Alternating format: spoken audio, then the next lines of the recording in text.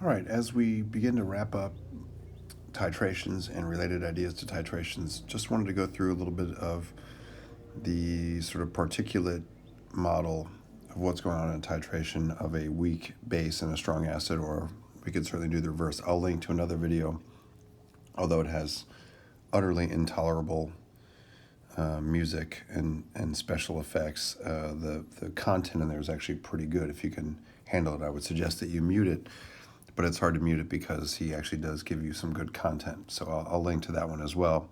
That one does a weak acid and a strong base, so I wanted to kind of start a little bit with the weak base and strong acid here, but also have you guys do some of this on your own for homework. So this would be the weak base CH3NH2 methylamine, and we're going to add to it HCl, technically H+. So methylamine is going to be represented by these sort of green shaded circles, HCl by a little tiny circle and a medium-sized square.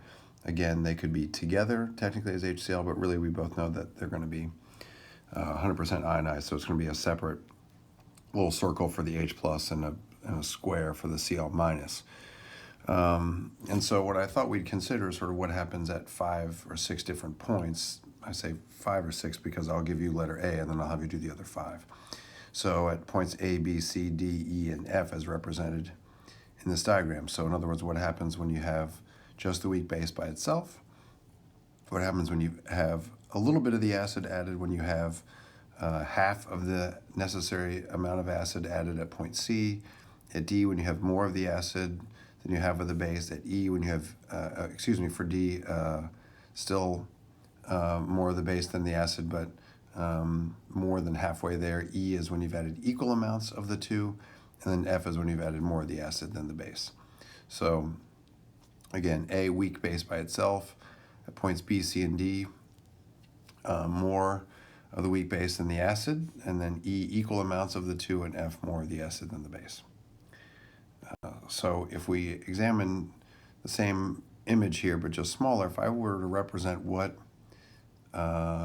things look like at point A, and this again will be a homework assignment, I don't mind if you collaborate on it. I'm going to have you draw what B, C, D, E, and F all look like. So this is what A would look like. And again, I'm going to omit water just for a point of clarity. So what would A look like? Well, A is simply just the weak base by itself. And so let's go ahead and just do 4 of those.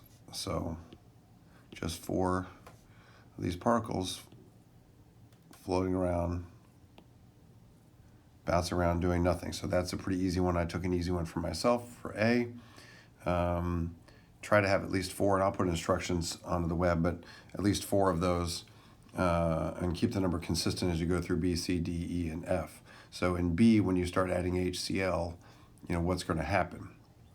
And just remember to consider the idea that the reaction here, as you have the reaction between these two, is that you're going to make CH3 NH3 plus. And yes, you're going to make Cl minus, but I don't really care too much whether you include the Cl minus or not. So really we're just worried about this CH3 NH3 plus that we're going to be making. So your homework in part for this segment of classes is going to be to draw pictures of what things would look like at B, C, D, E, and F. And if you have questions, of course, I'm more than open to your emails, comments, etc., and we'll figure it out.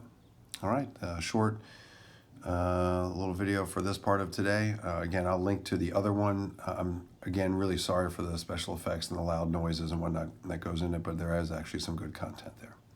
All right, talk to you later.